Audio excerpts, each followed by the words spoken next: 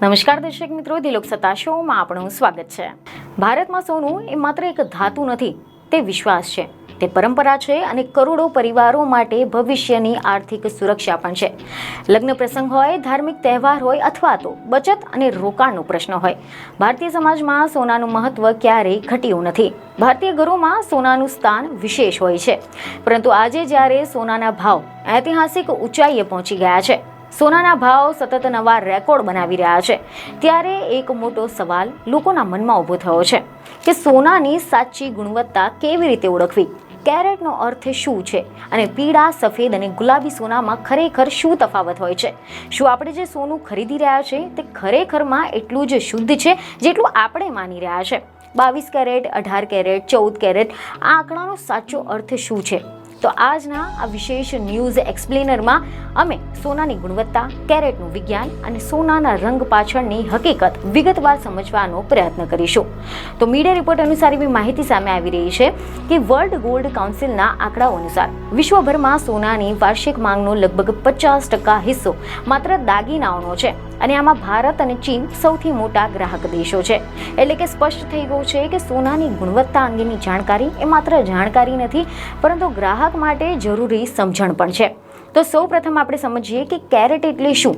તો કેરેટેજ શબ્દ પરથી આવેલું માપ છે કે જે સોનાની શુદ્ધતા દર્શાવે છે. સરળ ભાષામાં કહીએ તો કેરેટ એ બતાવે છે કે કોઈ દાગીનામાં 100 ભાગમાં કેટલા ભાગ શુદ્ધ સોનું છે. જેમ કે 24 કેરેટ એટલે કે 100% શુદ્ધ સોનું. તેમાં પછી કોઈ ધાતુ મિશ્રિત નથી હોતી. પછી અહીંયા એક વાસ્તવિક સમસ્યા પણ છે કે 24 કેરેટ સોનું અત્યંત નરમ હોય છે. તેમાંથી દાગીના બનાવવામાં આવે તો તે સહેલાઈથી વાંકડું પડી શકે અથવા તો નુકસાન પામી શકે છે. અને એટલે જ દાગીના બનાવવા માટે સોનામાં તાંબુ, ચાંદી અથવા તો અન્ય ધાતુઓ ભેળવવામાં આવે છે. આ મિશ્રણના પ્રમાણ પરથી 22, 18, 14 અને 10 આની સાથે જ 9 કેરેટ સોનાની શ્રેણીઓ પણ બનાવવામાં આવી છે. 22 કેરેટ સોનામાં લગભગ 91.6% શુદ્ધ સોનું હોય છે. આ જ કારણ છે કે ભારતમાં પરંપરાગત દાગીના મોટા ભાગે 22 કેરેટમાં જ બનાવવામાં આવે છે. આના પછી 18 કેરેટ સોનામાં 75% શુદ્ધ સોનું અને બાકી 25% તાંબુ કે ચાંદીનું મિશ્રણ હોય છે.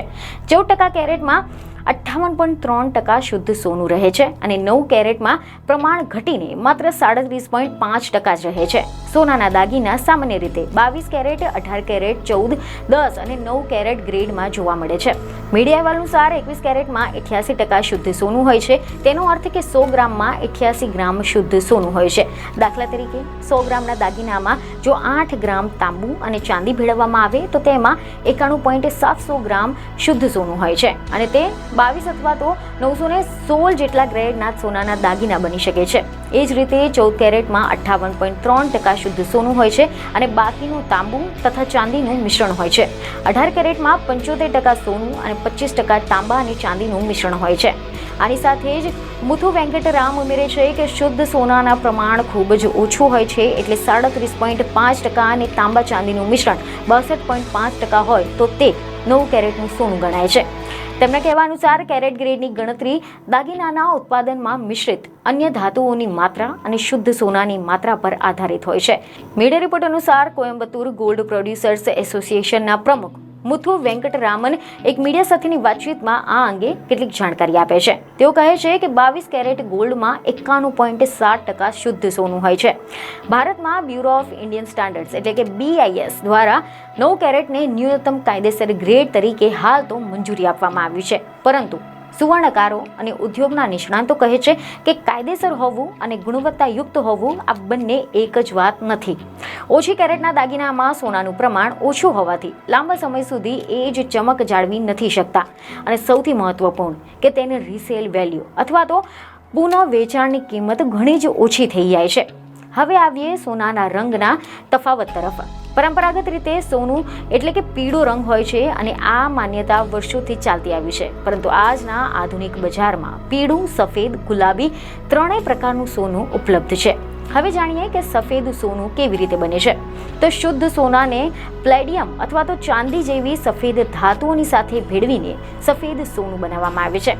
તેને વધુ કઠણ અને ચમકદાર બનાવવા માટે તેના પર રોડિયમની ઢોળ ચડાવવામાં આવે છે. સફેદ સોનું સામાન્ય રીતે 18, 14, 10 અને 9 કેરેટમાં બનાવવામાં આવે છે. 22 કેરેટ સફેદ સોનું લગભગ વ્યવહારિક રીતે નથી બનતું.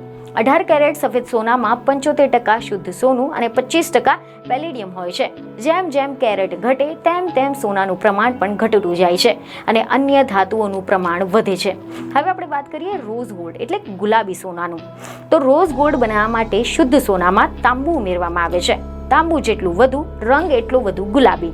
22 કેરેટ રોઝ ગોલ્ડમાં લગભગ 91.6% શુદ્ધ સોનું અને 8.4% તાંબુ હોય છે. 18 કેરેટ રોઝ ગોલ્ડમાં 75% સોનું અને 22% તાંબુ અને થોડુંક ચાંદીનું મિશ્રણ હોય છે.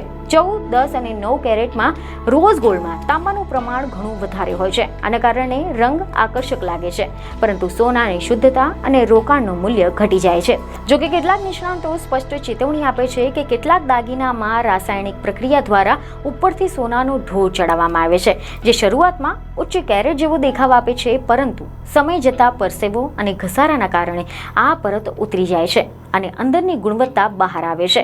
એટલે જ સોનું ખરીદતી વખતે માત્ર ડિઝાઇન કે રંગ નહીં, પરંતુ કેરેટ, BIS હોલમાર્ક અને શુદ્ધતાનું પ્રમાણ જોયા વગર નિર્ણય ન લેવો જોઈએ. કારણ કે સોનું એ ફક્ત શણગાર નથી, તે એક આર્થિક નિર્ણય પણ છે અને આ નિર્ણય માહિતી અને સમજની સાથે લેવો એ આજના સમયમાં અત્યંત જરૂરી છે. તો આજના આ વિશેષ એક્સપ્લેનરમાં એક વાત સ્પષ્ટ થાય છે કે સોનાની સાચી કિંમત તેની ચમકથી નહીં, પરંતુ તેની શુદ્ધતાથી નક્કી થાય છે. તો આશા છે કે આ માહિતી તમને મહત્વની લાગી હશે, જેથી અમારા વિડીયોને લાઇક અને શેર જરૂરથી કરજો. બીજને ખબર સાથે ફરી મળીશું. ધન્યવાદ.